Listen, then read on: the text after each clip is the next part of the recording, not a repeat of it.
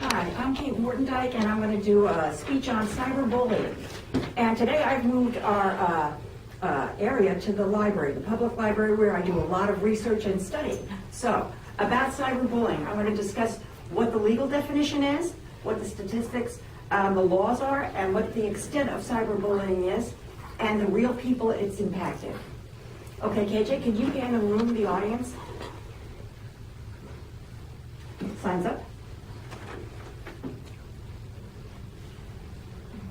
Now, before he pulls away from the audience, how many people here have been a victim of cyberbullying? How many people have been bullies? Okay, thank you. Okay. We're going to start out with a definition for cyberbullying. 50 years ago, it wasn't even a word. Now, with all the technology we have in place, it's a new concept, so we have to adjust to it.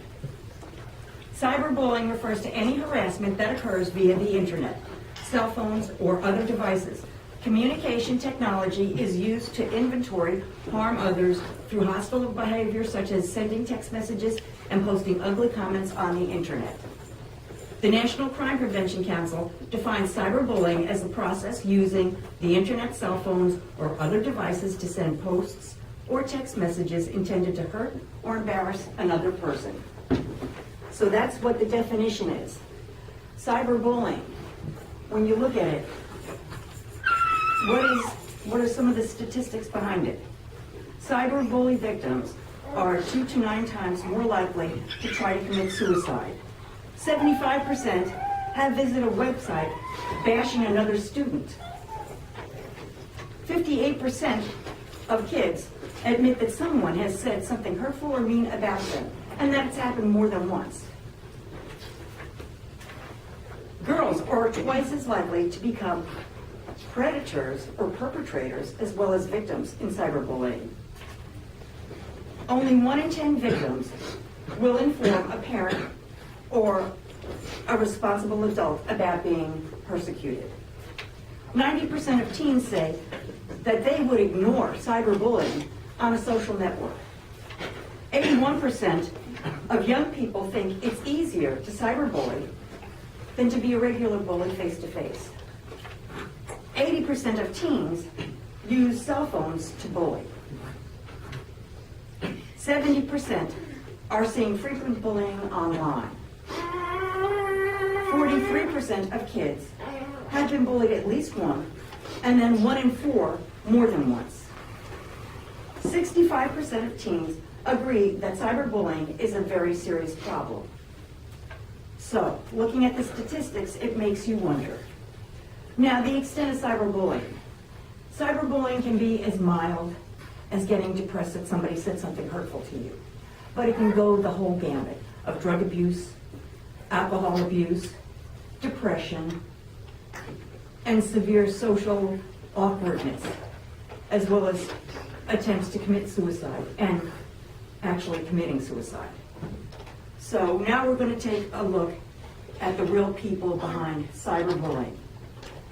Rebecca Sedgwick was the latest person to become incorporated for cyberbullying. She actually was the one case that drew me into it. I followed it almost unbelievingly, seeing that a young girl of 12 years old, the youngest, threw herself to her death because somebody had bullied her in school and online.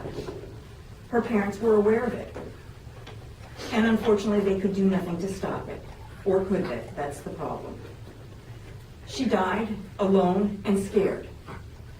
And you would think that at such a dramatic response to life's cruelties, that these kids would feel some sort of remorse, but they did not. Immediately, the 2 girls that had cyberbullied her got online and posted that they didn't give an F. Quite a cold slap in the face for both the sheriff of that town and the mom. The sheriff went over to confront the parents and say, "Can you please get your children offline? This is inappropriate." The parents refused to stop the privileges.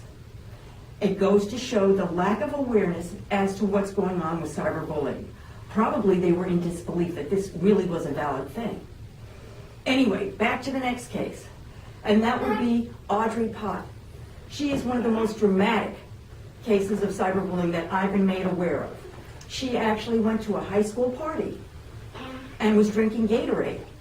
She was slipped some drug in her Gatorade, and unfortunately, she was raped, beaten, left unconscious in her parents' house, and woke up the next morning to find her face and her naked body all over, and the act of rape all over the internet. She didn't make it to the weekend. She killed herself. She died in disgrace and died alone. Cyberbullying is a real thing, and it hurts the people around them.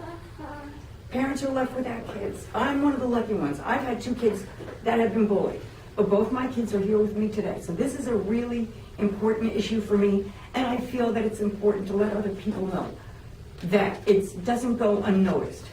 We're not going to cure it, but we can put a dent in the effect that it does have.